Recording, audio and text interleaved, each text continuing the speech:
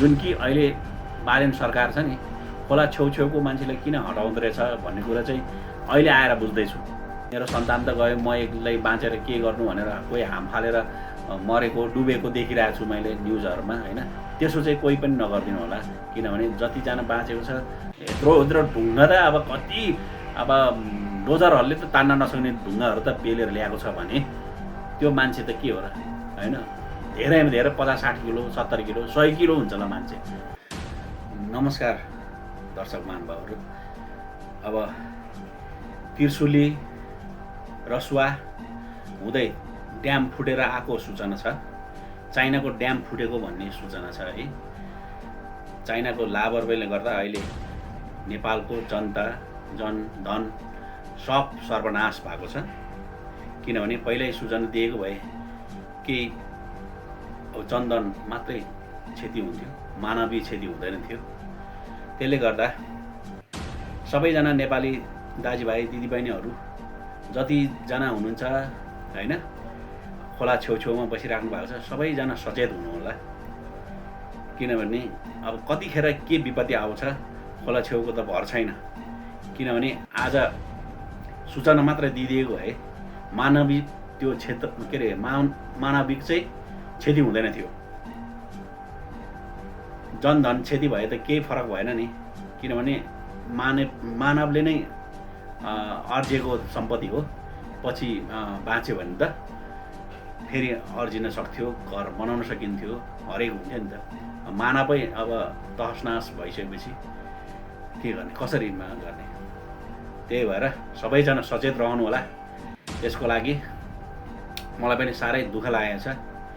किनभने आफ्नो नेपाली जनता मर्नु भनेको म मर्नु सर नै हो र मेरो सन्तान मर्नु सर नै हो। त्यसले गर्दा सबैजना सचेत रहनु होला। किनभने एकदम डाँडामा हुन्छ कि होइन, एकदम सुरक्षित ठाउँमा हुन्छ कि लाखापाखा लागेर बस्दिनु होला। अहिले एकदम अझै सुन्नमा आएको, अझै निखारेको छैन, अझै पनि बढ्नेवाला छ भनेर सूचना दिइसकेको छ उता चाइनाबाट। अब चाहिँ सूचना दिएछ। पहिल्यै सूचना दिएको भए सबैजना अब जनधन गए पनि मानवीय क्षति त हुँदैन थियो नि त। अब अहिले त मानवीय त अब अहिले गनेर साध्य पनि छैन। अब पछि आउलान् होइन। अब आउँछ आउँदैन, अब बगेर लग्यो के कति हो, अब जनगणनामा निक्लिने मात्रै हुन्छ। त्यही माथि अब कोही मान्छे अब उनीहरूको आफ्नो मान्छेहरू बाँचेको छ भने यतिजना भनेर पत्ता लगाउन सक्छ, नभए पत्ता लगाउन सक्दैन है। त्यही भएर सबैजना सुरक्षित भएर बस्दिनु होला भन्न चाहन्छु। किनभने मेरो सन्तान हो, गोर्खाली सन्तान हो। किनभने जहाँ जहाँ खोला छेउमा बसिराख्नु भएको छ एकदम सचेत हुनु होला। किनभने बर्खाको ट्याम पनि हो। बर्खाको ट्याम भनेर के गर्ने, त्यो पानीले गर्दा भएको होइन। अब ड्याममै फुटेर आएको भन्ने सूचना पाएको छु। अब यथार्थ त अब भनिसकेको छ जनताले होइन। एकदम सुरक्षित भएर बस्दिनु होला है भन्दै अब अरू के भन्नु छ र होइन। जतिजना बाँचेको छ सबैजना एकदम सुरक्षित बस्नु होला। फेरि मेरो आफन्त बित्यो, आफन्त लग्यो भनेर कोही पनि आदेशमा आएर हाम फाल्नु होला नफाल्नु होला है। त्यसरी कतिपय मान्छेहरू त्यसो गरिरहेछ। मेरो सन्तान त गयो, म एक्लै बाँचेर के गर्नु भनेर कोही हाम फालेर मरेको डुबेको देखिरहेको छु मैले न्युजहरूमा होइन।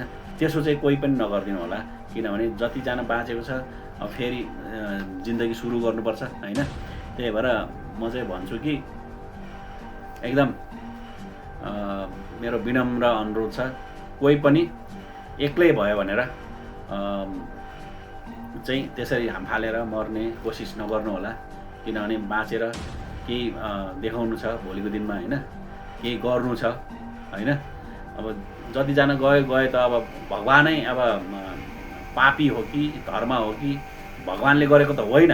अब यो त मान्छेकै गल्ती भन्छ। भगवानसँग त हामीले पाप धर्म भन्ने कुरा हुँदैन। किनभने मान्छेकै कारण अब चीनको ड्याम फुटेको भनेपछि त्यो त लापरवाहीले गर्दा त हो नि होइन।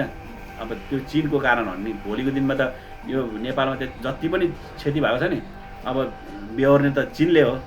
किनभने उनीहरूको कारणले गर्दा भएको हो नि त यो त सबै कुरा होइन। अब यो कुरा चाहिँ चीनको सरकारले पनि बुझ्नुपर्छ हैन। जनता के अरे नेपालको सरकारले पनि अब पहल गर्नुपर्ने हुन्छ। यति क्षति भएको छ कि अब क्षतिको त कुरै छोडिदिनु, मानवीय क्षति चाहिँ धेरै भयो कि। कतिपय त रुखमा बेरिएर बसिरहेको छ, बाढीले त्यो पेलेर ल्याएको छ हैन। यत्रो ढुङ्गा त अब कति अब डोजरहरूले त तान्न नसक्ने ढुङ्गाहरू त पेलेर ल्याएको छ भने त्यो मान्छे त के हो र हैन। धेरैमा धेरै 50-60 किलो 70 किलो 100 किलो हुन्छ ल मान्छे। त्यस्तो जाबलाई त के उडाइहाल्छ नि, ढुङ्गै त उडाउने चिज हैन। त्यही भएर म भन्छु कि खोला छेउमा चाहिँ एकदम सचेत भएर बस्नुस्। जुन कि अहिले बालेन सरकार छ नि, खोला छेउछेउको मान्छेलाई किन हटाउँदो रहेछ भन्ने कुरा चाहिँ अहिले आएर बुझ्दैछु। किनभने खोला छेउमा बसेपछि मानवीय क्षति हुन्छ नै, आफ्नो सम्पत्ति पनि क्षति हुन्छ।